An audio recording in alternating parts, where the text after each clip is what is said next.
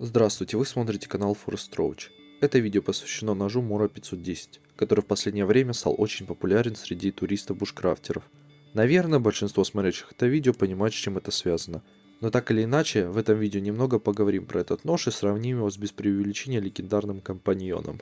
Начнем с того, что из себя представляет Mora 510. Прежде всего, этот нож создан по подобию классических ножей Пука или по-нашему Финки.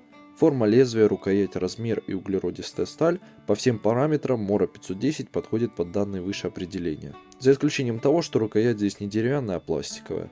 Кому-то понравится это современное решение, но для ценителей у Mora есть серия Classic, где материалом рукояти является дерево. Сам пластик немного отличается от, например, пластика рукояти компаньона. Там он более ухватистый за счет прорезиненного покрытия. Вообще, на мой взгляд, в плане рукояти компаньон несколько удобнее, так как она немного больше и ножом удобно работать даже в зимних перчатках. Хотя многие считают 510 Мору более верткой и приспособленной для работы по дереву. Но поработав и тем и другим ножом, понимаешь, что разница не столь велика, чтобы жертвовать эргономичностью и внешним видом. Нож сделан в самом что ни на есть минималистичном стиле. Кому-то зайдет, а кто-то выберет тот же компаньон из нержавейки, у которого полно цветов, или 511 модель. Ножны также какими-то дизайнерскими решениями не блещут и пытаются нас отослать к финским погружным кожаным ножнам. Но стоит отметить, что отчасти у них это получилось, так как нож и той, и другой стороной входит в ножны. В остальном, ножны такие себе. Нож в них болтается, нет нормального крепления. Хотя многие ругали за это Мору. Вы мне можете возразить и сказать, что это классика финских ножен и что так надо. Возможно, но как показывает практика, более современные ножны с клипсой удобнее в использовании. Ну а зато 510-ку удобнее носить в кармане как дополнительный нож.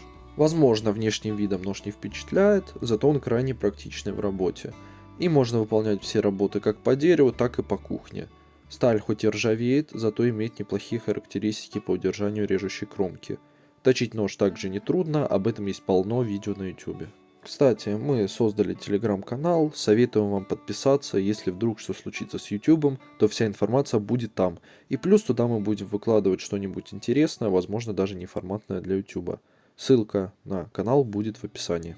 Подписывайтесь. И что мы имеем по итогу? Mora 510, как в принципе любой нож этой компании, функционален и имеет небольшую стоимость. Лично я для себя сделал выбор в пользу компаньона, но по факту ножи схожи и отличаются они лишь внешним видом. Поэтому выбирайте, что вам понравится на вид, и можете также посмотреть обзор на компаньон. Сейчас появится ссылка в подсказке. Спасибо вам за просмотр, подписывайтесь на канал. Всем мира!